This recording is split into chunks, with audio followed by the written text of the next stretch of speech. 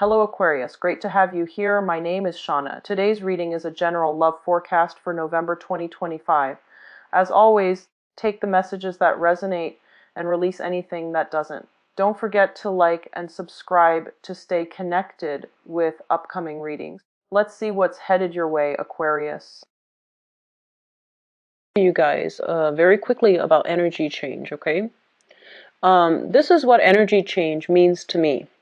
So for example, if you consult a reader, if you consult a psychic, if you consult somebody to retrieve some spiritual advice about where you're supposed to be headed and what's in store for you, they usually would give you a time frame when things are projected to happen, right? And giving you a time frame does not mean that you can, take a step back and rest on your laurels and wait for the time frame to magically manifest whatever it is that you're hoping for. There also needs to be that exertion of energy from your end in order to bring things to fruition. But there's also needs to be, having that sense of that sense of peace to wait out for the energy to happen. And it depends on the situation. So for example, if you're looking for a job and somebody tells you, 3 months time, the job is not going to come through.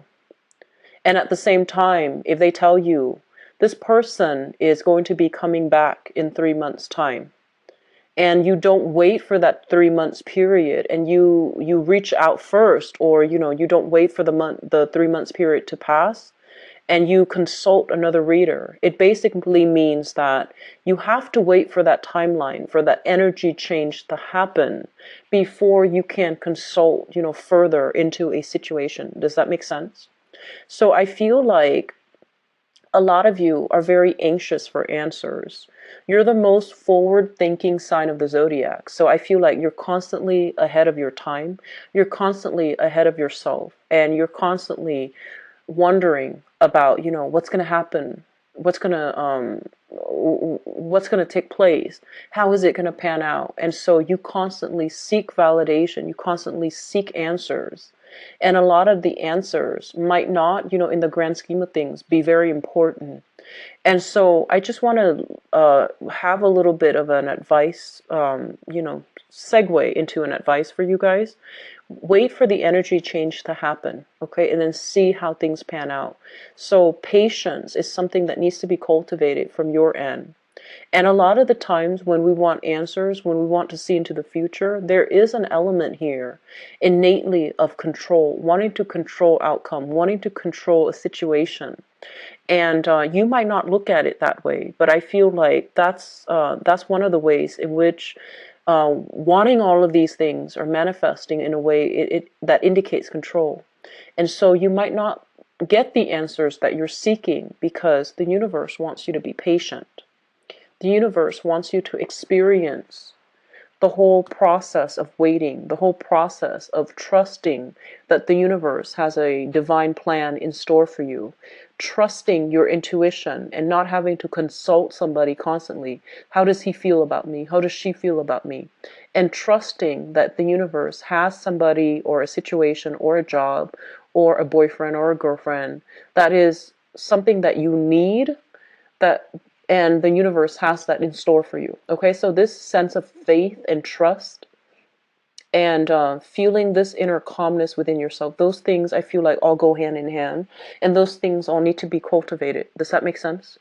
So I'm choosing to, go off on a tangent here regarding energy change because I'm getting a very anxious energies with you guys.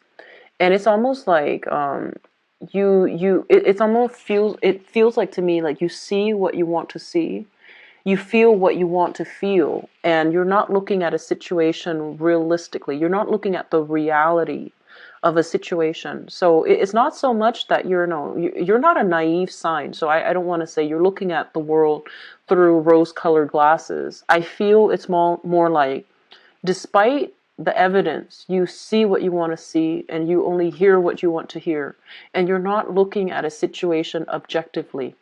So that's the first warning that I'm seeing here. Okay? And then the second thing is this. So let's just say I feel like a lot of you have gone through, experienced quite a bit of pain the past 3 years. Okay, so quite a bit of pain the past 3 years. And it's gotten to the point where you don't trust your intuition anymore. And you need to find a way to resolve it, and you need to find a way to get in touch with your intuition. So that means doing heavy meditation, doing heavy grounding, so that you're not running away with your thoughts, so that you're not like over analyzing, overthinking, and shooing away your intuition when those psychic intuitive hits are trying to come through. You need to learn to trust yourself. You need to learn to trust that there is divine timing, and you need to learn to trust your intuition, your gut instincts. And, it's like a skill. The more you use it, the more it's activated. The less you rely on it, or the more you choose to ignore it, the duller it gets, and pretty soon it might not be there when you need it. So just be very careful about how we approach intuition. And innately, you are a very rational sign. And so through scientific inquiry, you through like deduction, through experimentation, through trial and error, you believe what you want to believe based on, circumstances, based on trial and error, based on these rational ways of thinking. And you might downplay the role that intuition has on your decision-making processes, on your ability to judge people. You might downplay overall intuition because it is faith-based. And so I feel like you might value rationality over intuition. And intuition is just something that you say you believe in, but I feel like deep down, a lot of you trust your rational mind a lot more than your intuition. And because of it, it might be actually very difficult for you to get in touch with your intuition or even to trust your intuition. So, having said those things, please don't get upset. I feel like it needs to be said because the reading is a little bit problematic. It's not bad. It's just I feel like you see what you want to see, and you're not seeing the warning signs. You're not seeing the red flags. You're not seeing like the pitfalls. So it's almost like you're seeing the best in a situation. You're hoping for the best. And when you're fixated on something, you only want the best. And everyone wants the best, but they're realistic. And I feel like because you're so fixated on this specific outcome, you can't really picture it being anything else. So I feel like you might have blinders on. You might ignore blind spots. You might ignore your intuition. Okay? And so let me talk about the past very quickly, and then I'll transition into the future to avert some of these things, okay? So you've been hurt really badly in the past, right? And I feel like some of you, I don't feel like you've learned. That's what it feels like to me. So you might have dated the same type of people in the past, and you're dating the same types again in the future. You might have dated somebody who's very exciting, very thrilling, very eccentric to be around. And they're all talk, no action. Okay? And I feel like you're repeating the same mistakes. You might have dated somebody that you have really strong attraction to, right? And, a lot of the attraction, a lot of the chemistry, it comes from like opposites. And I feel like you're dating somebody that is so different from you. They don't even have like the same goals. They don't even want a relationship, for example. And you're overlooking these things because you're just like, oh, the chemistry is so strong. I'll take what I can get. Or eventually they'll, come around and they'll be right for me. And it's like, no, they're not right for you right now. And in the future, if you put your life on hold for them, I feel that you're going to be very disappointed further down the future, further down the line. And you're going to be a little bit resentful that you've waited, hoping that, they would be the right one. So I feel like there are pitfalls here that you have to avoid. And a lot of it comes with learning from the past and, making, like choosing something different for yourself, choosing a different path, choosing a different type, choosing something that will allow you new opportunities choosing something that will allow you to step out of your comfort zone, choosing something that will provide a new experience. Because I feel like deep down, you are a fixed sign, and you tend to go for the same types. And there's nothing wrong with going for the same types. But if we have had like a series of bad relationships in the past, and if we narrow it down, all the exes are the same types, then it's not going to work out. And also, this is not just pertaining to love. This is also like work. If you had the same, previous 3 years, the same type of work, and you're hoping to branch out and you're choosing the same types, it's not going to work out the way that you want, okay? So they're saying to step outside of this type, step outside of this mold, do something a little bit differently, because I feel like that's going to break you away from this cycle, all right? So on the friendship front, on the work front, things are actually very, very good. I feel like there's a lot of camaraderie. There's a lot of good rapport between you and supervisors. So I feel like you're on the right track when it comes to work, okay? Many of you. And I'm sensing that some of you are just in a position where you're not really advancing anymore. Like you're not climbing that corporate ladder. You're not really learning anymore. You have pretty much maxed out on everything that you're learning. And so I feel like, you're happy going to work because you don't have to start from the bottom of the totem pole. You're in a position where others respect you. You know what you're doing. Work is flowing well. You love your coworkers. You love your supervisors. You love your managers. But mentally and emotionally, I just don't feel like you're growing anymore. You've learned everything there is to learn. And so they're saying take the next step. And if you've learned everything there is to learn, the next step might be, getting a new job or starting your own business. Okay. And I know that those are just I'm saying it in a very flippant manner, as if it's very easy to do, but I feel like you might want to consider it. Okay. Just like take some time to really mull it over and see if that's something that you want to do. Okay. And then I feel like for others of you, this energy might play out on the relationship front. You're seeking excitement. You're seeking passion. You're seeking like this, a lot of intensity in your relationship. And I feel like it's a series of seeking really thrilling, exciting, passionate, I feel like also sexual relationship partners, but they're not very reliable and you're not compatible with them. So the relationships in the past have been very turbulent. They have been really problematic. And you're seeking the same type of relationship right now and also in the future. So be careful about that, okay?